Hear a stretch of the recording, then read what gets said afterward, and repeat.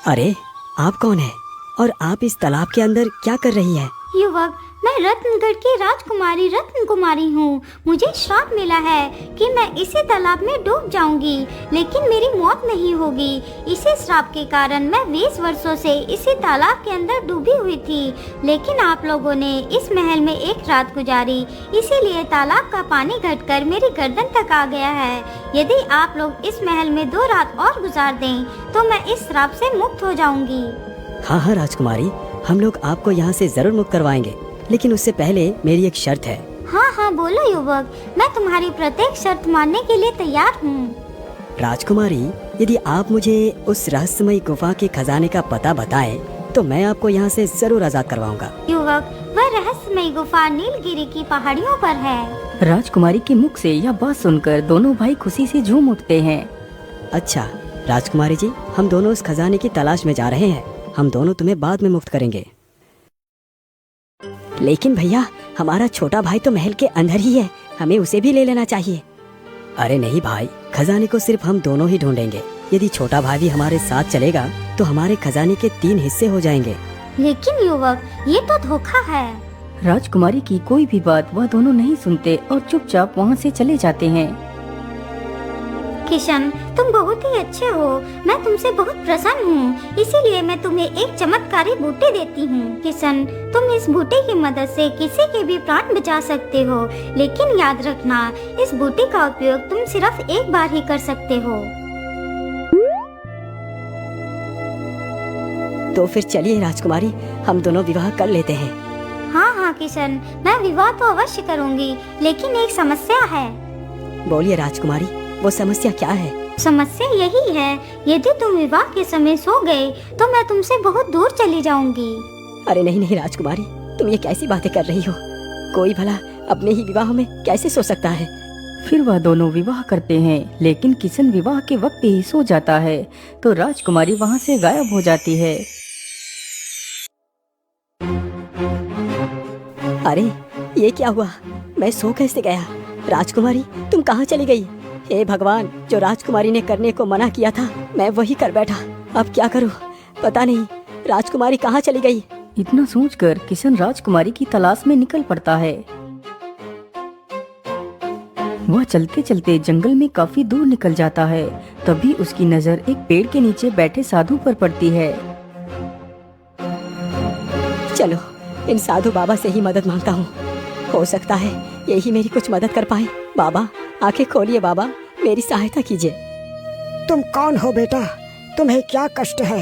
फिर किशन अपनी सारी कहानी उस साधु को सुनाता है। बाबा, अब आप ही बताइए, मैं क्या करूं? अपने भाई और अपनी पत्नी को कहाँ ढूंढूं? बेटा, तुम दुखी मत हो, मैं तुम्हारी सहायता अवश्य करूंगा। सारी पक्षियों, मेरी बात को ध्यान से सुनो। मैं ऋषि तनुज तुम सारे पक्षियों का आवाहन करता हूँ।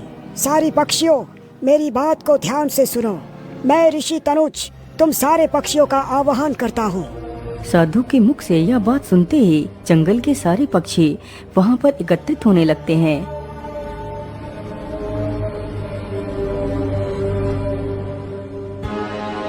सारे पक्षी तो आ गए, लेकिन अभी तक गिद्धराज क्यों नहीं आया?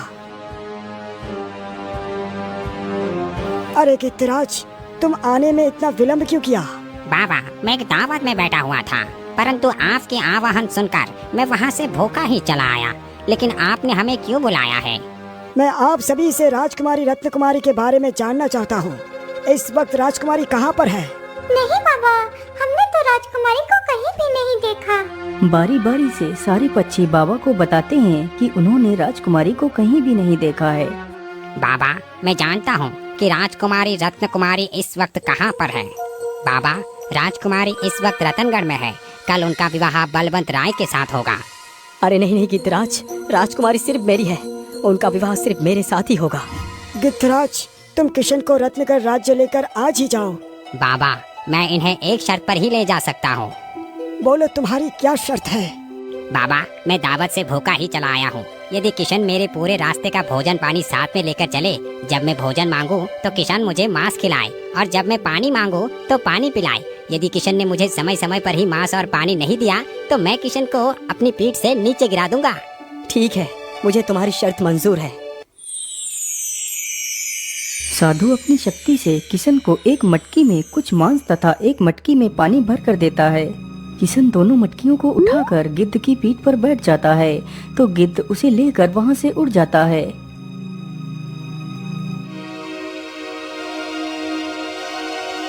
गिद्ध को कुछ दूर चलने पर ही भूख लगाती है। अरे भाई, मुझे भूख लगी है, मुझे मांस खिलाओ। इतना सुनते ही किशन मटकी से एक मांस का टुकड़ा उठाता है और गिद्ध को खिला देता है और फिर पानी पिला देता है। इसी प्रकार दोनों अपनी यात्रा तय करते हैं। गिद्ध को जहाँ भी भूख लगती वहाँ पर वह मांस और पानी मांगता।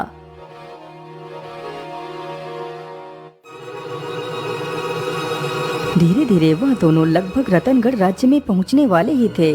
किशन के पास पानी तो बच गया था लेकिन मांस खत्म हो चुका था। अरे किशन, लाओ, आखिरी बार मुझे एक और मांस का टुकड़ा खिला दो।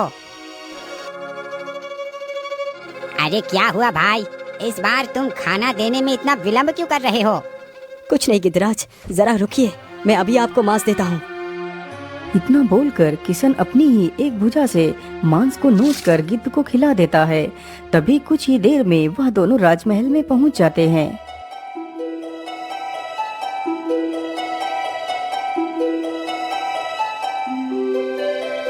अरे किशन, तुम्हारी ये हालत कैसे हुई? फिर किशन सारी कहानी राजा और राजकुमारी को सुनाता है। किशन, तुम बहुत बहादुर हो। तुमने मेरी पुत्री की जान बचाई। मैं तुम्हारा विवाह अपनी पुत्री के साथ ही करूंगा। फिर राजकुमारी और किशन का विवाह हो जाता है।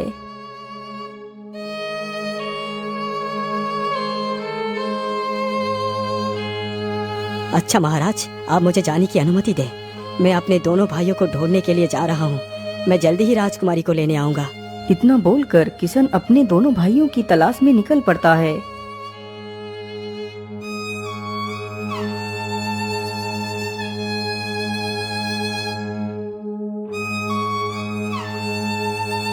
किशन चलते चलते जल्दी ही नीलगिरी पहाड़ियों में पहुंच जाता है। काफी देर तक इधर उधर ढूंढने के बाद उसे एक गुफा दिखाई देती है। मुझे लगता है यही वो गुफा है जिसकी मुझे तलाश है, और यहाँ पर तो पैरों के निशान भी है। तो इसका मतलब जरूर मेरे दोनों भाई इसी गुफा के अंदर ही गए होंगे। चलो अंदर चलता हूँ। इतना बोलकर किशन गुफा के भीतर चला जाता है।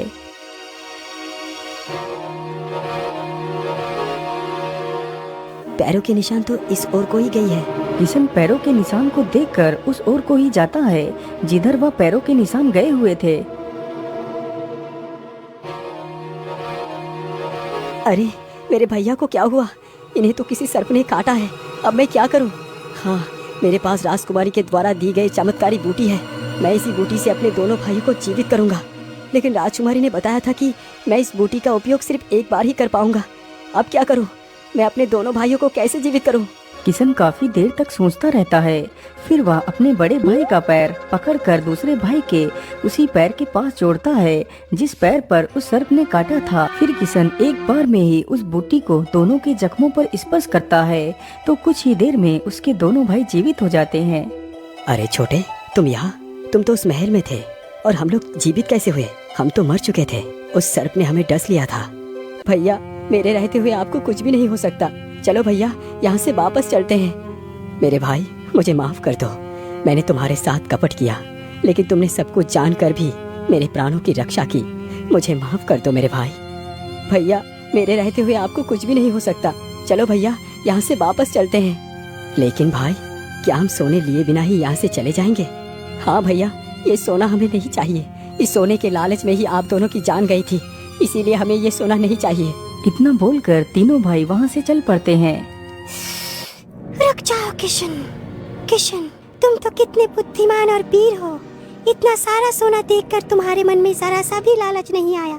तुम महान हो किशन, तुम महान हो। मैं तुमसे बहुत प्रसन्न हुई। मांगो, तुम्हें क्या चाहिए? हे सर्प देवी, मुझे कुछ भी नहीं चाहिए। मेरे भाई सही सलामत है, यही मेरे लिए काफी है। किशन, तुम्हारे जैसा भाई मिलना मुश्किल है।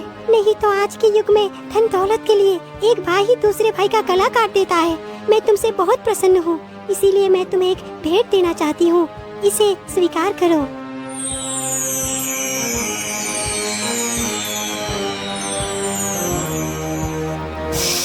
किशन, ये सारा खजाना तुम्हारा है, तुम इसे ले जा सकते हो। सर्प देवी, आपका बहुत बहुत धन्यवाद। फिर वह तीनों भाई वहाँ से चले जाते हैं और खुशी खुशी अपना जीवन यापन करने लगते हैं।